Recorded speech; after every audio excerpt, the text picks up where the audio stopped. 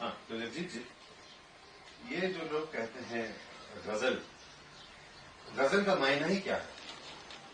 गजल का मायना लिटिल मीनिंग तो है कि conversation between two lovers. Lovers कोई भी हो सकते हैं, मैन वुमन हो सकता है, गॉड एंड मैन हो सकता है, एनी टू लवर्स जिनकी कन्वर्सेशन है उसको गजल बोला गया। लेकिन मेरे हिसाब से जो है, अकॉर्डिंग टू मी, गजल जो है वो एक फॉर्म ऑफ पोइट्री है उर्दू में, जिसके कुछ डिसिप्लिन रखने पड़ते हैं। जैसे रदीफ काफिया है, उसका मीटर है, तो उस फॉर्म में जो भी पोइट्री लिखी जाएगी वो गजल कहलाएगी। तो गजल मतलब ये तैयार कैसे हुई? मतलब इन द सेंस गजल पैदा कैसे हुई? उसका महत्व क्या था? गजल, मैं बता रहा हूं कि फॉर्म ऑफ पोइट्री है, उसको आइडेंटिफाई करने के लिए उसको गजल नाम दिया गया। कुछ और नाम भी दे सकते थे, तो उसको आइडेंटिफिकेशन जैसे होता है हर चीज का, वैसे उसको गजल नाम दे दिया। हाँ, तो उस आइडेंटिफिकेशन के लिए मतलब उसका डिसिप्लिन क्या था गजल का? जैसे एक मीटर रहता है गजल में,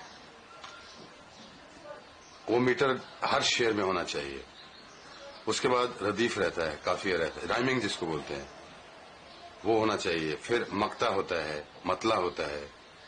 और गजल में एक बात और है कि हर शेर जो है वो एक इंडिपेंडेंट थॉट लेके चलता है। उसका पहले शेर से कोई मतलब नहीं हो सकता, कोई जोड़ झाला नहीं उसका।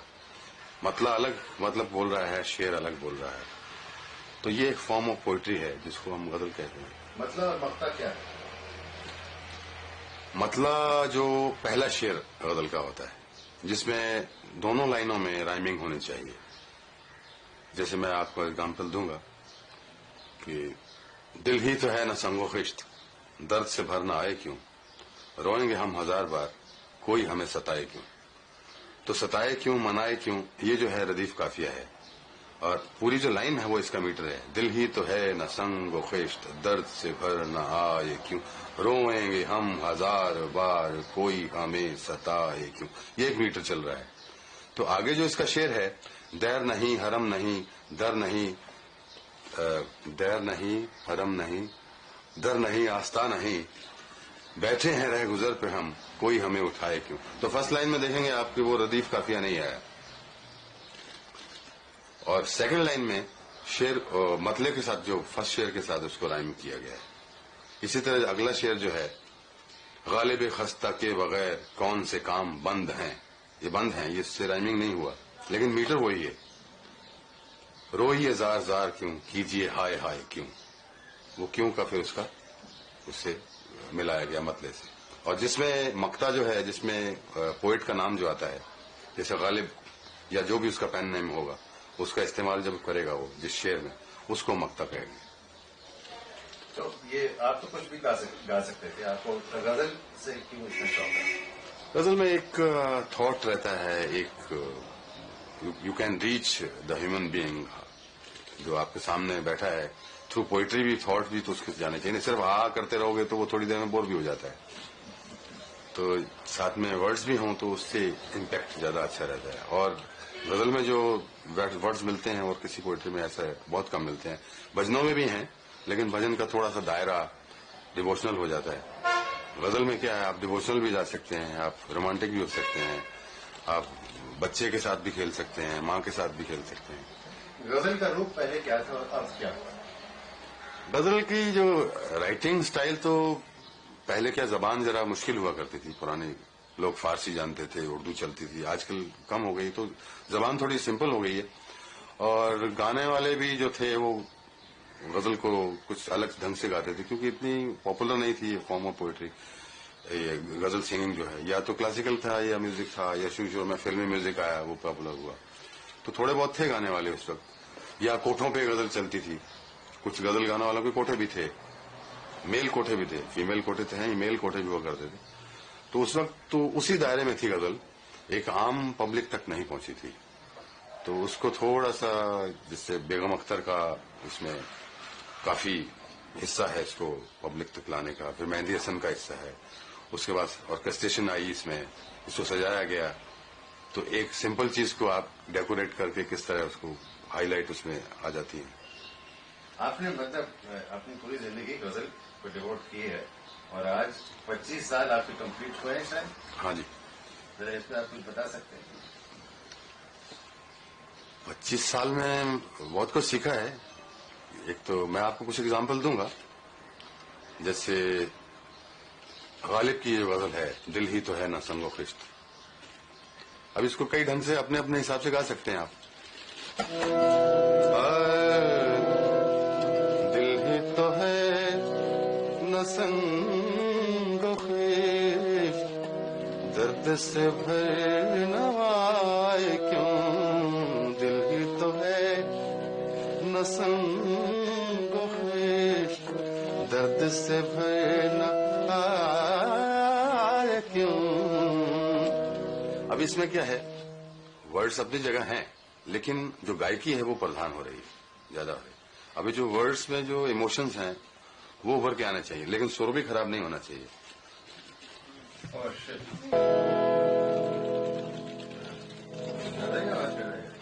है ना? तो एक मिनट बाजा बंद कर, लाइट नहीं चलेगा, वो थ्रोट है उसमें भी है ऊपर। है उसमें? नहीं तो बाजा ले लेते दूसरा, नहीं कोई बात वो बड़ा हुआ है। ओके फाइन, नेचुरल है। हाँ और अच्छा लगता है हारमोनियम की। ओके रेडी, रोल साहब। रोलिंग। वैसे गाड़ियों में कोई नोटिस नहीं करते, जब इंटरव्यू स्टार्ट होता है अरे एक गाड़ी का हॉर्न सुनाई देता है। हाँ जी रोलिंग। रोलिंग। हाँ तो इसमें क्या डिफरेंस आप क्या डिफरेंस था इस गाने में? इसमें देखिए कि गायकी ज्यादा प्रधान हो गई थी, वर्ड्स थे अपनी जगह पे थे वो, लेकिन उनमें जो इमोशंस हैं वो उभर के नहीं आ रहे थे। अगर हम वर्ड्स को के इमोशंस को सामने रखें और गायकी को साथ में पीछे रखें, लेकिन सुर खराब नहीं होना चाहिए। मैं ये नहीं कह रहा कि आप सीधा गाइए, कुछ गाइए, लेकिन ढंग से इमोशंस के साथ गाइए, तो वो उसका इम्पैक्ट जो है वो कहीं ज्यादा होगा। मैं आपको एग्जांपल सुनाता हूँ थोड़ी सी।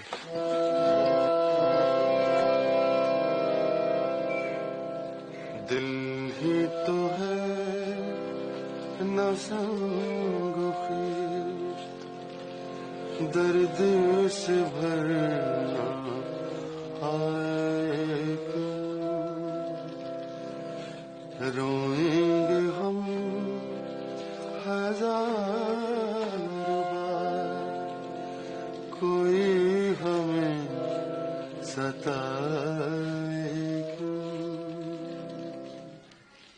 अब मुझे बताइए कि ये इस प्रकार का ये गजल क्यों नहीं गाया जाता था पहले? इसमें मतलब टेक्निक, हालांकि it is conversation with the beloved, वो तो आप टेक्निक से तो नहीं बोलेंगे, वो तो आप इमोशन से ही बोलना चाहिए आपको।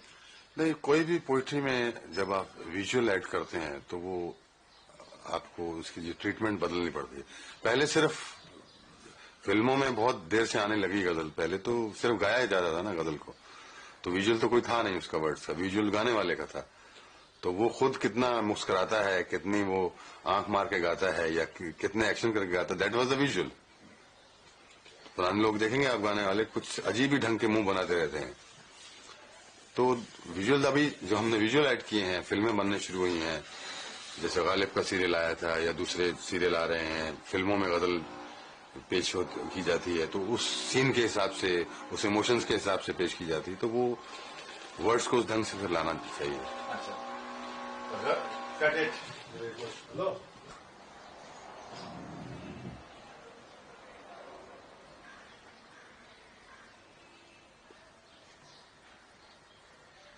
रोलिंग।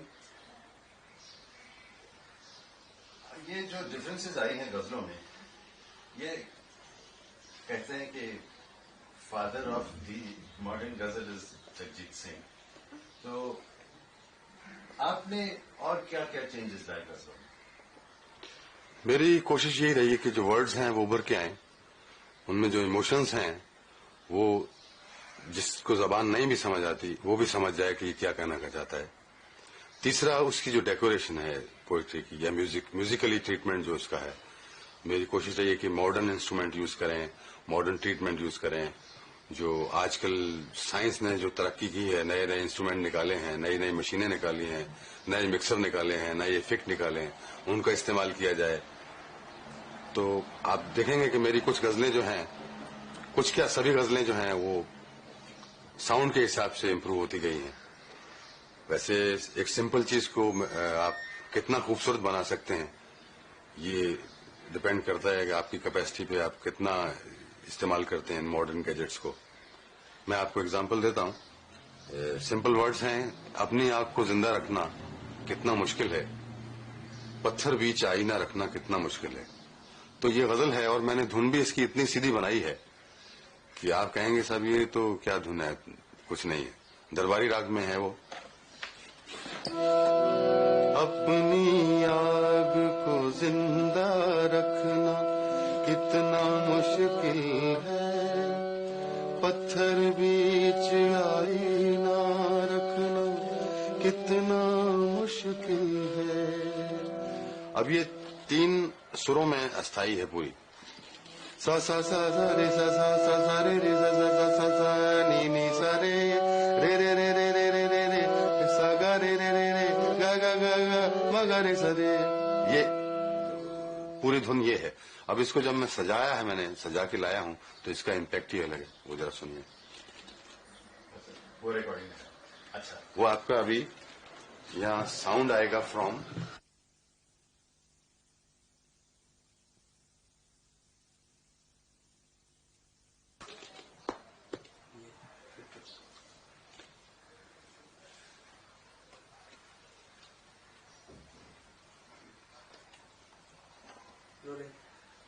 आपने जो कहा इंस्ट्रूमेंटेशन की बात, आज के मॉडर्न साइंस की ये सहायता लेके आप सजा पाएंगे, लेकिन काफी ऐसे सिंगर्स हैं, काफी इंस्ट्रूमेंटेशन वगैरह लगाते हैं, लेकिन फिर भी आप उनकी गजल इतनी सक्सेसफुल नहीं होती। नहीं, वो मैच भी तो करने चाहिए ना। आप जबरदस्ती अगर एक कोई इंस्ट्रूमेंट आया है, कोई साउंड आई है, उसको आप डाल रहे हैं, तो वो इमोशंस के साथ जानी भी चाहिए।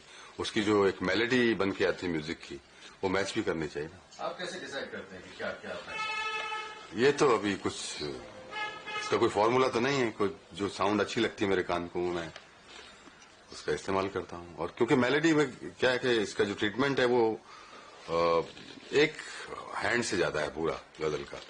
आई select, I compose, then I decompose also. उसका जो ऑर्केस्ट्रेशन पूरा लिखना, क्या अकॉर्ड होना चाहिए, क्या इंस्ट्रूमेंट होना चाहिए, क्या ताल होना चाहिए, किस तरह का ट्रीटमेंट होना चाहिए, ये सब एक दिमाग से होता है। तब आपको वो एक शक्ल नजर आएगी पूरी गजल में। जहां दिमाग जब ये काम बन जाएगा कि सिलेक्शन किसी ने करके दिया, धुन एक आदमी ने बनाई, गाने वाला कोई और है, अरेंजमेंट कोई और कर रहा है, जिसका शाम को दूसरे गाने का अरेंजमेंट करना है, उसके बारे में सोच रहा है, लेकिन यहाँ वो हाथ हिला रहा है, तो उस तरह फिर वो एक शक्ल नहीं बनेगी, उसमें एक जो इम्पैक्ट नहीं आएगा गजल में। लेकिन इस तरह का काम करना है, इसमें बहुत ही समय लग जाता हो। हाँ, समय तो लगता ही है, वेरी टाइम कंज्यूमिंग। क्या मतलब आप खुद गजल भी सिलेक्ट करते हैं? खुद पढ़ता रहता हूँ, शायर भेजते रहते हैं गजलें मुझे, तो उसमें से जो मुझे अच्छी लगती, समझ आती, वो मैं सिलेक्ट कर लेता हूँ। और जब आप कॉम्पोजिशन करते हैं, हाँ जी, तो वो आपकी सोर्सेज ऑफ इंस्पिरेशन क्या होती हैं करीब करीब? The important thing is the words. The poetry जो मेरे पास आई है, उसमें वो मेरे सुनने वाले तक पहुंचेगी या नहीं पहुंचेगी, तो उसका इम्पैक्ट क्या होगा, सबसे इम्पोर्टेंट वो मैं लेता हूँ। उसके बाद दूसरी चीजें सब सेकेंडरी हैं। एक्चुअली पहुंचेगी कि नहीं पहुंचेगी वो कैसे डिसाइड हो सकता है जब तक पहुंचेगी नहीं, अगर वो मेरे दिल तक पहुंची है तो मुझे लगता है कि वो पहुंचेगी। आप ये संगीत कैसे आपने शुरू किया? ये तो बचपन से ही सीखना शुरू किया था। हमारे पिताजी को शौक था म्यूजिक का, तो उन्होंने मास्टर रख के दिए थे शुरू में। तो फिर अपना शौक पैदा हो गया, प्राइज मिलने लगे और वाहवाह होने लगी। कोई भी इंस्पेक्टर स्कूल आया या कलेक्टर आया तो जगजीत सिंह को खड़ा कर देते थे। तो इस तरह वो शौक बढ़ता गया। फिर मैंने क्लासिकल सीखा 10-15 साल उस्ताद जमाल खान साहब से। पहले क्लासिकल गाता था मैं, फिर गजल में आया, क्योंकि ये थोड़ा सा लगा कि ये रास्ता जो है ये अच्छा है, इसमें म्यूजिक भी आ जाता है, पोइट्री भी आ जाती है, सब कुछ आ जाता है। तो उसी वक्त से फिर गजल ही गा रहा हूँ। और फिल्में करते हैं, कुछ जो मिल जाती हैं कर लेते हैं, कोई ऐसी भागा दौड़ी नहीं है उनके पीछे। कोई अच्छी फिल्म मिल जाती है तो, जैसे प्रेम गीत थी, अर्थ है, कालका, ये अच्छी फिल्में की हैं मैंने। तो मगर बीच में डाकुओं की फिल्में भी की हैं। लेकिन जब पहले आप बम्बई आए शायद आप फिल्म में गाने के लिए आए। हाँ, गाने के लिए और कंपोजर बनने के लिए आया, दोनों चीजें थी जहन में। जहां तक कि फिल्म का सवाल है, इसमें आप सफल रहे हैं? नहीं, फिर मैंने अब ट्रैक चेंज कर लिया, क्योंकि मुझे इसमें अपने नॉन फिल्म जो सर्कल है इसमें सक्सेस मिल गई, तो मैं फिल्मों के पीछे फिर भागना छोड़ दिया था बिल्कुल ही। फिर उसके बाद जो भी फिल्में आई हैं अपने आप ही आई, मैंने तो कभी गया नहीं मानने। और जब तक थोड़ी बहुत आई हैं वो सक्सेसफुल हैं, उसमें कुछ सिल्वर जुबली भी की है प्रेम गीत ने, अर्थ ने, तो लेकिन ऐसा नहीं है कि बहुत ही चुमा चुमा या जुम्मा जुम्मा हो गया हो कुछ, तो वैसा नहीं है कुछ। लेकिन आजकल कह रहे हैं कि गजल का जो एक वेव था वो शायद अभी ढलने लगा है, रिसीव होने लगा है, क्या इस पे आप क्या? नहीं, वो ढलने नहीं लगा, स्टैंडर्ड गजल का फिर से ऊपर आने लगा। तो वो जो सस्ता गाने वाले थे वो थोड़े से बैठ गए हैं, क्योंकि गालिब का जो सीरियल आया, अभी जो कहकशां आएगा, उससे क्या स्टैंडर्ड ऑफ गजल जो है पोइट्री, वो अभी लोगों को पता कि असली चीज तो ये है। पहले तो हम ऐसे ही तमाशा ही देख रहे थे, तो इसलिए वो छोटे मोटे जो गाने वाले जिनको जबान नहीं आती या नहीं आता, वो बैठ गए थोड़े से। नहीं, मगर आपकी मतलब जिस तरह की पब्लिक परफॉर्मेंसेस होती थी वो इतनी पॉपुलर है आज? मेरी तो पहले से भी ज्यादा होने लगी। अभी उसका रीजन पता नहीं, गजल बैठ गई है या गजल बहुत पॉपुलर हो गई है। हाँ, तो आपके हिसाब से जहां तक कि गजल, मेरे हिसाब से गजल का बूम और आएगा, अभी अच्छी गजल का बूम आएगा। अच्छा, इसमें परफॉर्मेंस या आर्टिस्ट की प्रेजेंटेशन का क्या महत्व है? बहुत महत्व है साहब। एक बार आप स्टेज पे जब बैठे हैं तो उस वक्त तो ये देखना है कि ऑडियंस जो है वो खुश जानी चाहिए आपसे। चाहे आप गजल गा के खुश करो, चाहे आप जोक सुना के खुश करो, चाहे आप ठुमरी गा के खुश करो, या पंजाबी गा के खुश करो, वो सेटिस्फाई जाना चाहिए। एक जो हॉल में आदमी आया है वो खुश होना चाहिए, हाँ आज मजा आ गया, आज परफॉर्मेंस बहुत अच्छी हुई। वो तो हो गया एक परफॉर्मेंस का। लेकिन रिकॉर्डिंग जो आप करते हैं, अगर वो चीज आप रिकॉर्डिंग में डालेंगे तो हो सकता है उसका इम्पैक्ट इतना हो। रिकॉर्डिंग में आप वो करिए जो आप करना चाहते हैं। तो इसका मतलब है गजल जो है वो काफी कुछ मतलब पब्लिक परफॉर्मेंस है, ऑडियंस पे निर्भर है। बिल्कुल, ऑडियंस कई गजलों में हम एक्सपेरिमेंट करते हैं स्टेज पे, गजल चुनते हैं, उसका धुन बनाते हैं, फिर देखते हैं कि कैसी जमती है। कई गजलें बहुत जमती हैं तो उनको फौरन रिकॉर्ड कर लेते हैं। लफ्जों पे वजन देना उसका क्या महत्व है? लफ्जों का तोड़ने जो है, उसका जो बांट है वो बहुत इंपॉर्टेंट है गजल में। जैसे अब दिल ही तो है ना संगो खिश्त, दर्द से भर ना आए क्यों, एक लाइन है ना ये। अब दिल ही तो है ना संगो खिश्त, दर्द से भर ना आए क्यों, अभी इसका मतलब ही बदल जाता है। अब संगो खिश्त जो है उसमें इजाफत की एक वर्ड माना जाता है। दिल ही तो है ना संगो खिश्त, पत्थर नहीं है, दर्द से भर ना आए क्यों। तो ये बांट जो गाने में भी रहनी चाहिए, तो इसका इंप्रेशन जो है सही आएगा। और पहले वजन किस तरह से दिया जाता था? नहीं, पहले वजन कुछ लोग थे गाने वाले जो तोड़ देते थे वर्ड्स को, तो इधर उधर, मैं नाम नहीं लूंगा तो। मैं एग्जांपल दे दीजिए, नाम वो हमने तो दिल को दे के जुबां पेश कर दिया है। अभी एक लाइन है, आपको समझ आई है? हमने तो दिल को दे के जुबां पेश कर दिया। अभी इसकी डिस्ट्रीब्यूशन ये होनी चाहिए कि हमने तो दिल को दे के जुबां पेश कर दिया, हमने तो दिल को दे के जुबां पेश कर दिया। अब वो डिस्ट्रीब्यूशन से आपको मतलब ही और हो जाएगा, समझ नहीं आएगी, जबान भी गलत लगेगी। और अगर इसको मॉडर्न तरीके से पूरे तरह से पेश करना हो, नहीं मॉडर्न मतलब इसका ट्रीटमेंट आप कर लीजिए जो भी करना है, इंस्ट्रूमेंटल पे या इस पे, लेकिन डिस्ट्रीब्यूशन यही होना चाहिए। हमने तो दिल को दे के जुबां पेश कर दिया। तो हमने तो दिल को पेश किसको किया? दिल को। क्यों किया है? क्योंकि जबान दे रखी थी। हमने तो दिल को दे के जुबां पेश कर दिया।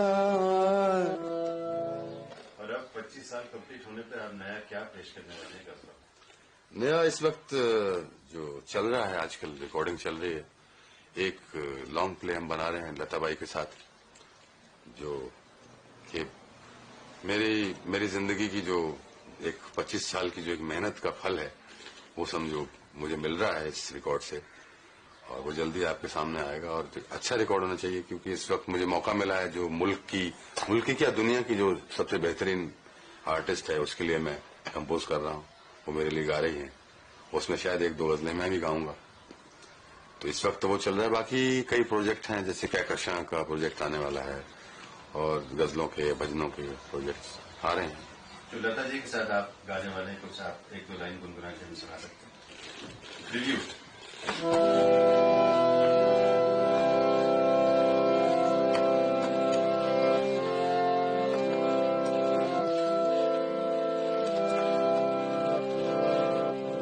दिल में अब दर्द मोहब्बत के सिवा कुछ भी नहीं, दिल में अब दर्द मोहब्बत के सिवा कुछ भी नहीं, जिंदगी मेरी इबादत के सिवा कुछ भी नहीं। Credit. That's all.